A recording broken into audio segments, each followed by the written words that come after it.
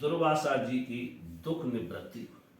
श्री सुखदेव जी कहते हैं, परीक्षित, जब भगवान ने इस प्रकार आज्ञा दी तब सुदर्शन चक्र की ज्वाला से जलते हुए दुर्वासा लौटकर राजा अम्बरीश के पास आए और उन्होंने अत्यंत दुखी होकर राजा के पैर पकड़ लिए।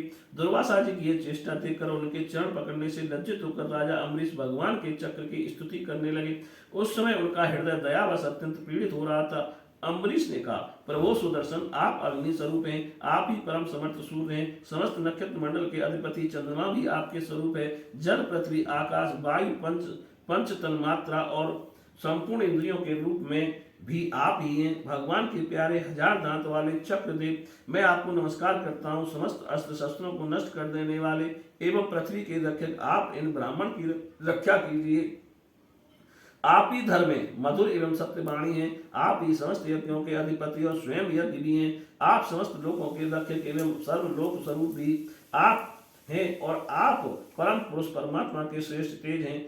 सुनाव, आप समस्त धर्मों की मर्यादा के रक्षक हैं। अधर्म का आचरण करने वाले असुरों को भस्म करने के लिए आप साक्षात अग्नि हैं। आप ही तीनों लोकों के रक्षक एवं विशुद्ध तेजों में हैं। आपकी गति मन के वेग के समान है और आपके कर्म अद्भुत हैं। मैं आपको नमस्कार करता हूँ, आपकी स्तुति करता हूँ। वेद वाणी के अधीश्वर, आपके धर्म में तेज से अंधकार का नाश होता है और सूर्य और महापुरुषों के प्रकाश की रक्षा होती है। आपकी महिमा का पार पाना अत्यंत कठिन है। ऊंचे नीचे और छोटे बड़े के भेदभाव से युक्त यह समस्त कार्य कारणात्मक संसार आपका ही स्वरूप है। सुदर्शन चक्र, आप पर कोई विजय नहीं प्राप्त कर सकता। जिस समय निरंजन भगवान आपको चलाते हैं और आप दैत्य एवं दानवों की सेना में प्रवेश करते हैं, उस समय युद्ध भूमि में उनकी भुजा, उदर, जंगा, चरण, गर्दन आदि निरंतर काटते हुए आप अत्यंत शोभायमान होते हैं। विश्व के रक्षक, आप रणभूमि में सबका प्रहार सह लेते हैं। आपका कोई कुछ नहीं बिगाड़ सकता। गदाधारी भगवान ने दुष्टों के नाश के लिए ही आपको नियुक्त किया है। आप कृपा करके हमारे कुल के भाग्योदय के लिए दुर्वासा जी का कल्याण कीजिए। हमारे ऊपर यह आपका महान अनुग्रह होगा। यदि मैंने कुछ भी दान किया हो, यज्ञ किया हो अथवा अपने धर्म का पालन किया हो, यदि हमारे वंश के लोग ब्राह्मणों को ही अपना आराध्य देव समझते रहे हो, तो दुर्वासा जी की जलन मिट जाए। भगवान समस्त गुणों के एकमात्र आश्रय हैं। यदि मैंने समस्त प्राणियों के आत्मा के रूप में उन्हें देखा हो और वे मुझ पर प्रसन्न हो, तो दुर्वासा जी के हृदय की सारी जलन मिट जाए। श्री सुखदेव जी कहते हैं, जब राजा अम्बरीश ने दुर्वासा जी को सब ओर से जलाने वाले भगवान के सुदर्शन चक्र की इस प्रकार स्तुति की, तब उनकी प्रार्थना से चक्र शांत हो गया।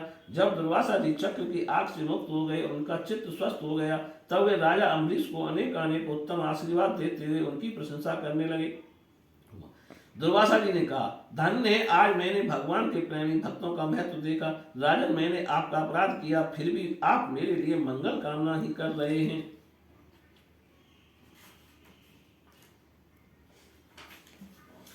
जिन्होंने भक्त वत्सल भगवान श्री हरि के चरण कमलों को दृढ़ प्रेम भाव से पकड़ लिया है, उन साधु पुरुषों के लिए कौन सा कार्य कठिन है। जिनका हृदय उदार है, वे महात्मा भला किस वस्तु का परित्याग नहीं कर सकते। जिनके मंगलमय नामों के श्रवण मात्र से जीव निर्मल हो जाता है, उन्हीं तीर्थपाद भगवान के चरण कमलों के जो दास है, उनके लिए कौन सा कर्तव्य शेष रह जाता है। महाराज अम्बरीश, आपका हृदय करुणा भाव से परिपूर्ण है। आपने मेरे ऊपर महान अनुग्रह किया। अहो, आपने मेरे अपराध को बुलाकर मेरे प्राणों की रक्षा की है।